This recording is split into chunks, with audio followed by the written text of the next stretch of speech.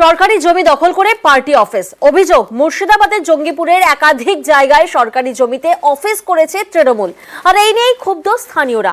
অন্যদিকে শিলিগুড়িতে পুরসভার উচ্ছেদ অভিযানে বাধা তৃণমূলের মেয়র পরিষদের। উচ্ছেদ না করেই ফিরতে হলো পুরকর্মীদের। দেখুন সেই ছবি।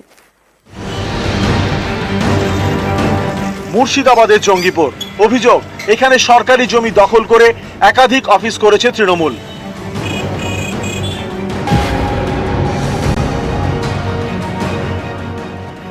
জঙ্গিপুর পুরসভার 12 নম্বর ওয়ার্ড। স্থানীয়দের অভিযোগ, বছর 5 আগে এখানকার নেতাজি মোড়ে পূর্ত দপ্তরের জমি দখল করে দুটি অফিস করে তৃণমূল। বছর 2 আগে জঙ্গিপুরের আমবাগান কলোনিতেও একটি অফিস করে তৃণমূল। অভিযোগ, এটা পুরসভার জমি দখল করে। সোনাটিগুড়ি কলোনি থেকে আসার রাস্তাটা দুটো ভাগ হয়ে যেত, সেই রাস্তাটাকে পুরোপুরি বন্ধ করে দিয়ে মাটি ফেলে সে জায়গায় তৃণমূল সেখানে পার্টি অফিস বানিয়েছে। সরকার যদি এই পার্টি অফিসটা ভেঙে দেয়, কেন অবৈধভাবে তৈরি, তাহলে মানে ওই এলাকার মানুষ এবং আমরা সবাই উপকৃত হব। সে সিপিএম পার্টি অফিস হোক বা বিজেপির হোক, কংগ্রেস হোক, যারই হোক, 2-1 দিনের মধ্যে শুরু হবে।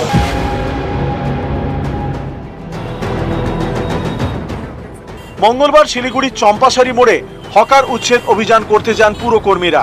তাদের বাধা দেন শিলিগুড়ির মেয়র পরিষদ দিলীপ বর্মন। পুরকর্মীদের সঙ্গে বচসাতেও জড়ান। শিলিগুড়ি পুরসভা তৃণমূলের দখলে। মেয়র পরিষদ দিলীপ বর্মন তৃণমূলেরই কাউন্সিলর। তার নেতৃত্বে এদিন পুরকর্মীদের ঘিরে বিক্ষোভ দেখানো হয়, সেটাও আবার তৃণমূলের পতাকা নিয়ে।